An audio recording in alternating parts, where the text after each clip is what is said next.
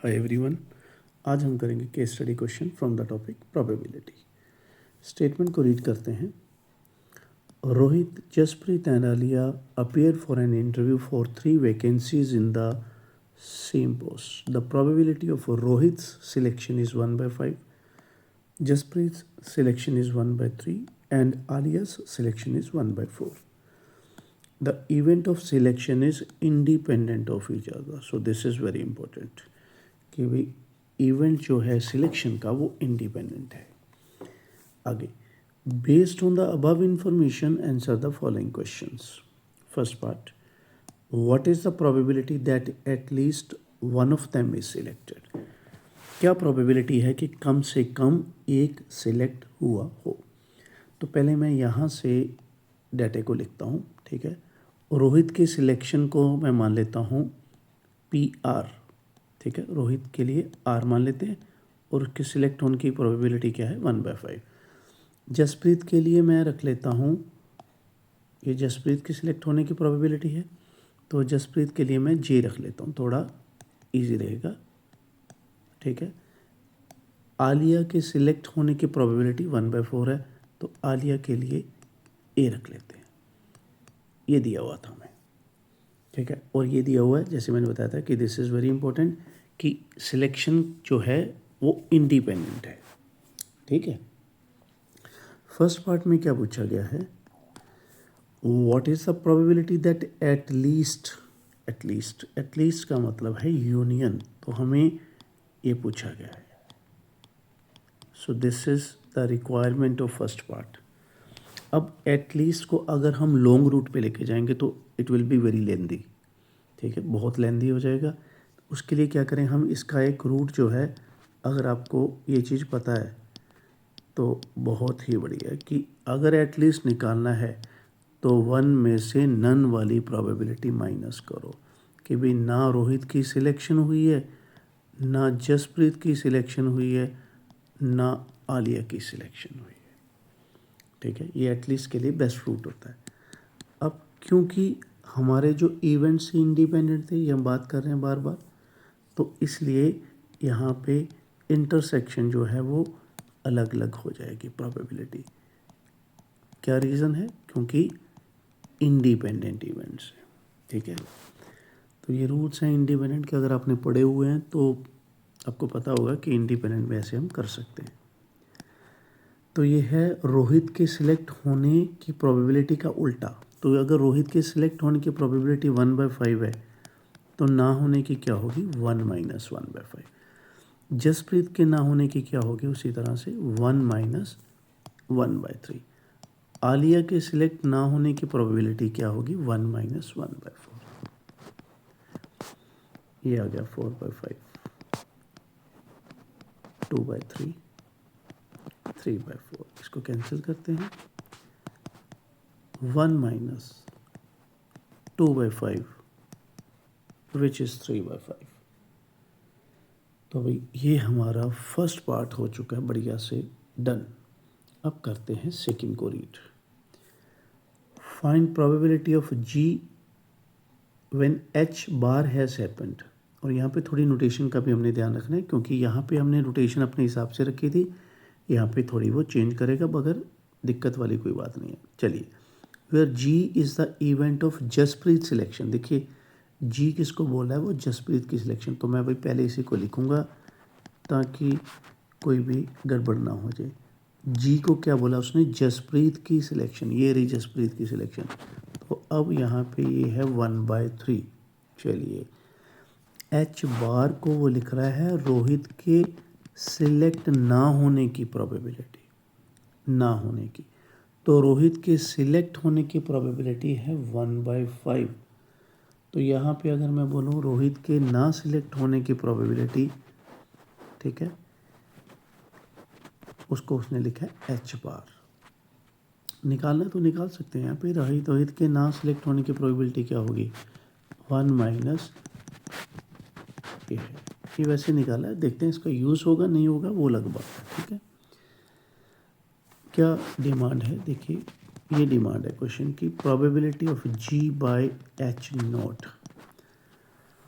अब इसको करने के अभी हमारे पास हैं वेज, मैं अभी बताता हूँ आपको। फर्स्ट वे ये है कि अगर यहाँ पे हम फॉर्मूला लगा लें कंडीशनल प्रोबेबिलिटी का, तो कुछ इस तरह से चलेगा।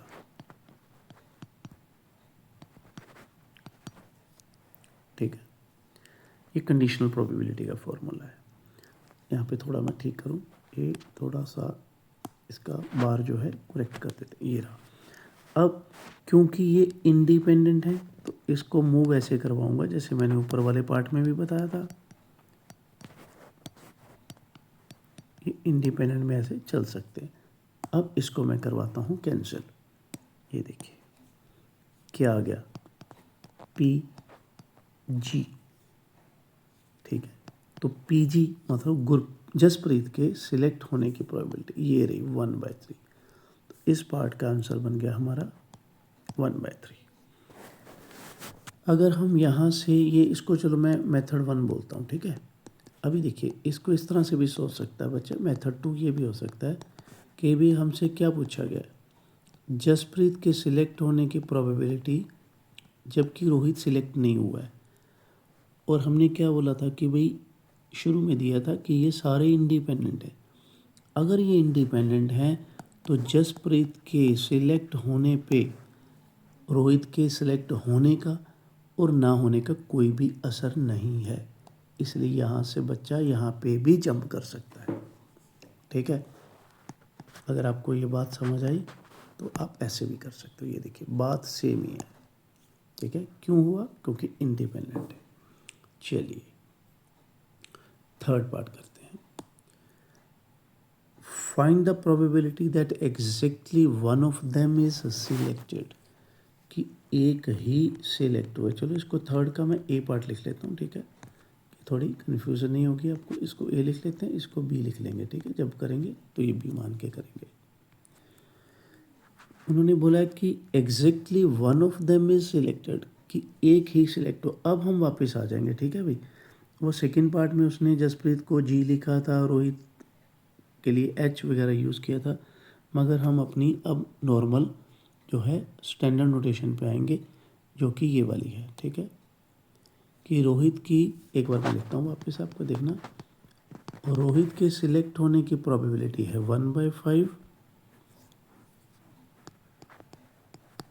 जसप्रीत के सिलेक्ट होने की प्रोबेबिलिटी जो शुरू में दी थी वो है 1/3, और आलिया के सिलेक्ट होने की प्रोबेबिलिटी है 1/4। तो क्योंकि ये हमारे लिए कन्वीनियंट रहता है कि रोहित के लिए आर, जसप्रीत के लिए जे और आलिया के लिए ए। अब थर्ड पार्ट में क्या बोला गया था, find the probability that exactly one of them is selected. Exactly one मतलब एक ही सिलेक्ट हो, तो इसको ऐसे लिखा जाएगा, और रोहित सिलेक्ट हो, जसप्रीत बिल्कुल नहीं सिलेक्ट होना चाहिए, और आलिया बिल्कुल नहीं सिलेक्ट होनी चाहिए। या फिर देखिए, या फिर बोलो मैं यूनियन, फिर क्या होगा कि रोहित जो है वो सिलेक्ट ना हो, ठीक है, जसप्रीत सिलेक्ट हो जाए, और उसके बाद आलिया सिलेक्ट ना हो, क्योंकि एक ही सिलेक्ट करना है। या फिर क्या हो सकता है, और रोहित भी ना सिलेक्ट हो। अच्छा मैंने जी लिख दिया, अभी जी नहीं, यहाँ पे जे की बात हो रही है, अभी जे लिखो। जसप्रीत भी ना सिलेक्ट हो, आलिया ही सिलेक्ट हो। अच्छा ए पे यहाँ पे हटाओ, चलो ठीक है। ये है कि एक ही सिलेक्ट हो। देखिए यहाँ पे मैंने क्या किया है, सिर्फ रोहित को सिलेक्ट करवाया, यहाँ पे जसप्रीत को करवाया, यहाँ पे आलिया को करवाया। तो इसको पहले ऐसे लिखना जाना चाहिए, ठीक है, ज़्यादा क्लैरिटी के लिए मैं लिख रहा हूँ। अब ये म्यूचुअली एक्सक्लूसिव है, तो यूनियन जो है वो उसको हम क्या लिखेंगे, देखिए जितनी भी यूनियन थी वहाँ पे आ जाएगा plus probability of first plus probability of second plus probability of third. क्यों, क्योंकि ये म्यूचुअली एक्सक्लूसिव हैं इवेंट्स।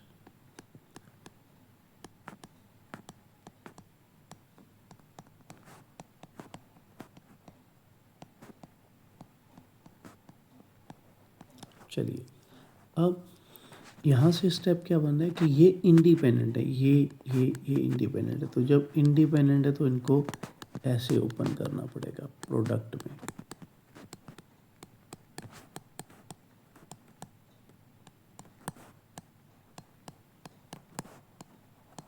ये इंडिपेंडेंट के कारण हुआ है।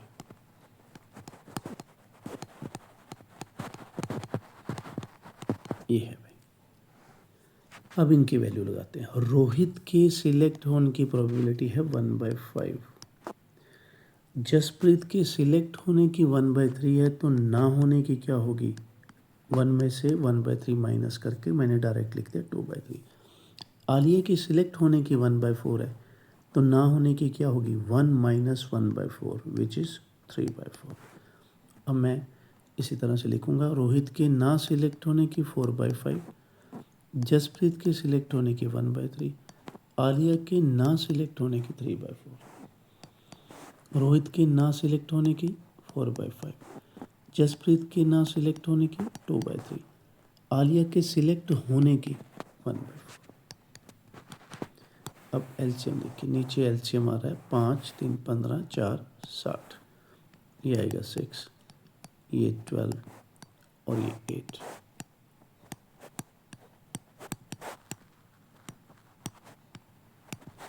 ये बन गया अभी बढ़िया सा हमारा आंसर थर्ड का ए पार्ट के लिए। अब थर्ड का करते हैं B part. Find the probability that exactly 2 of them are selected. Exactly 2 select होने चाहिए, ना 2 से कम ना 2 से ज़्यादा। एग्जैक्टली का यही मतलब है। तो इसको अगर मैं लिखूं डिटेल में तो मैं बोलूँगा कि भाई अच्छा यहाँ पे हम रोहित लिखें, फिर वो थोड़ा सा ठीक बना रहेगा। और रोहित सिलेक्ट हो जाए, जसप्रीत सिलेक्ट हो जाए, मगर आलिया सिलेक्ट ना हो। चलो डिटेल में लिखना है तो फिर इसको यूनियन डाल के लिखते हैं, ठीक है। चलो, या फिर क्या हो सकता है, ये रोहित सिलेक्ट हो जाए, जसप्रीत सिलेक्ट ना हो और आलिया सिलेक्ट, क्योंकि 2 को सिलेक्ट करना है ना अभी, ठीक है। अभी मैं मार्क करके भी दिखाता हूँ, थोड़ा वेट करिए। अभी रोहित ना सिलेक्ट हो, ठीक है, जसप्रीत सिलेक्ट हो और आलिया सिलेक्ट हो। अभी दिखाता हूँ मार्क करके, देखिए यहाँ इसमें देखिए आप, मैंने 2 को सिलेक्ट किया, तीसरे को किया ही नहीं। यहाँ पे देखिए, इसमें देखना आप, रोहित और आलिया को सिलेक्ट कर लिया, जसप्रीत को बाहर निकाल दिया। तीसरे में देखिए, जसप्रीत और आलिया को सिलेक्ट कर लिया, रोहित को बाहर निकाल दिया। तो इसका मतलब फर्स्ट क्लास चल रहा है सोल्यूशन हमारा। अब ये जो इवेंट्स हैं ये सारे क्या हैं? Mutually exclusive. अगर म्यूचुअली एक्सक्लूसिव हैं तो फिर आपको प्रोबेबिलिटी में क्या डालना पड़ेगा? प्लस डाल के आप लिख सकते हो, ये वाला प्लस प्लस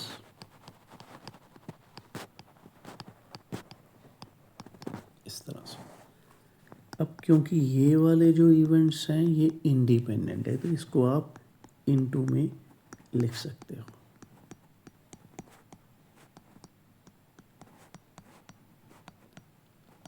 एक को बाहर निकाल के इनटू में लिख सकते हो, बिकॉज दे आर इंडिपेंडेंट।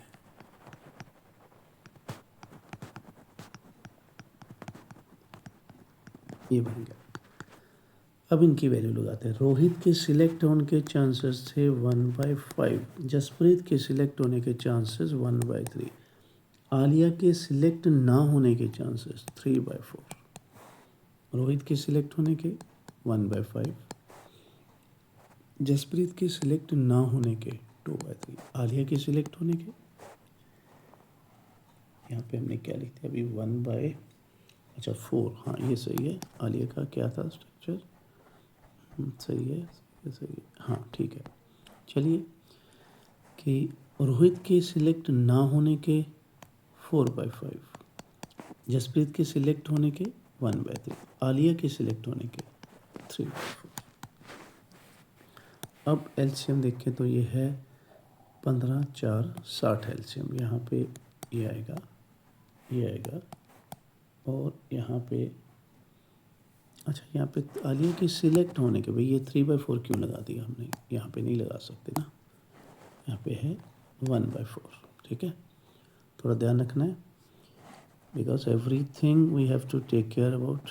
इसको तो भाई आलिया का, हाँ ठीक है ठीक है ठीक है, कोई दिक्कत नहीं, ये सही है। तो यहाँ पे आप लगाइए 4, 3 2 5 4 9/60। तो यहाँ पे आप काट के लिख सकते हो 3/20। ठीक है, तो इस तरह से ये हमारा थर्ड का बी पार्ट भी हो गया बड़ी आसानी से। तो अगर आपको केस स्टडी बोर्ड वाले सारे करने हैं तो इसी प्लेलिस्ट में रहें आप, केस स्टडी का खजाना वाली में दोनों बोर्ड्स के क्वेश्चन आपको मिल जाएंगे सारे, क्वेश्चन बैंक भी, प्रीवियस ईयर पेपर जो या सैम्पल पेपर जो भी सीबीएसई इशू करती है। अगर आपने नए केस स्टडीज ट्राई करने हैं साथ साथ तो आप दूसरी प्लेलिस्ट में जाएंगे जिसका लिंक आपको एंड पे मिल जाएगा।